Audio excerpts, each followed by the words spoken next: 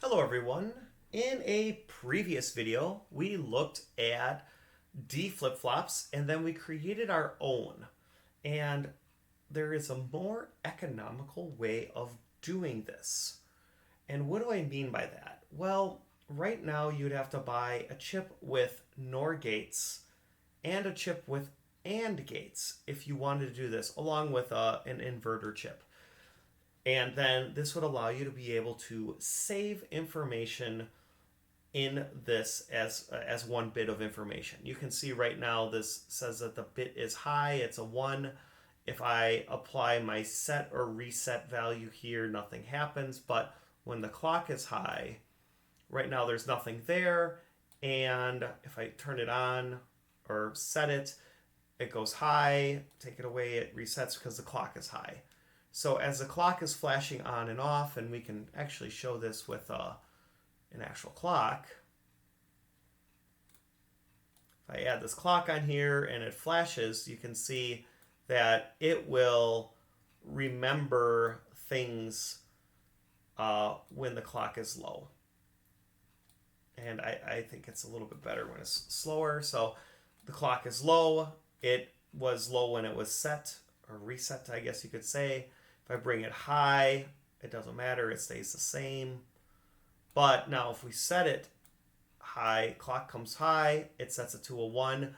This voltage goes away. The clock turns off. This voltage goes away, and it will remember it until the clock comes high and says, "Oh, I see there's not voltage here." So it basically, when the clock is low, remembers what the pin was at when whether it was high or low.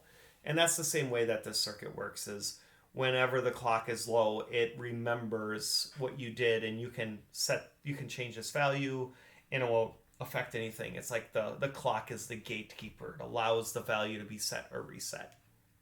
Anyway, we've already looked at all of that. Let's look at another way of doing it. Now, I didn't necessarily... the NAND setup is not my favorite because it needs constant power coming in from the pins. We illustrated that with the momentary switches in that other video. Oh, that doesn't look pretty. We want things to look nice. There we go. However, we can do this entire circuit with NANDs. And we would actually still need this inverter though. So I'm going to steal this part of the circuit. And actually, I might be able to steal this clock part of the circuit as well.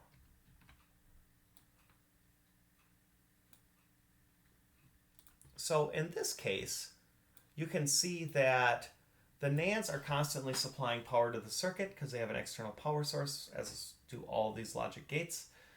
When I bring, the difference though is the side. Now when I bring the clock high, this is the mode for setting or resetting. Basically, it's allowing you to make changes, and we can see that our input is low, therefore our output is low. Take it away, it stays low. Now if I say I want power on that pin, nothing changes till the clock comes high. Once it comes high, this is set high, the clock goes low, and it doesn't matter what this pin is anymore, it remembers. And then when the clock comes high, obviously it will reset because this is low again.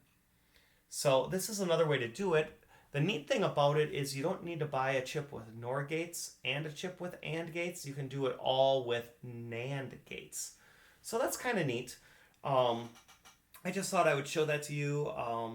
You always learn new things, and I didn't discover this necessarily. Somebody else figured this out, and probably like 50 years ago, and that's just how far behind the times I am, I guess. But anyway, that's the neat thing, is you always learn new things and you should always be willing to learn. So hope you found this video enjoyable, and we look forward to seeing you in a future video.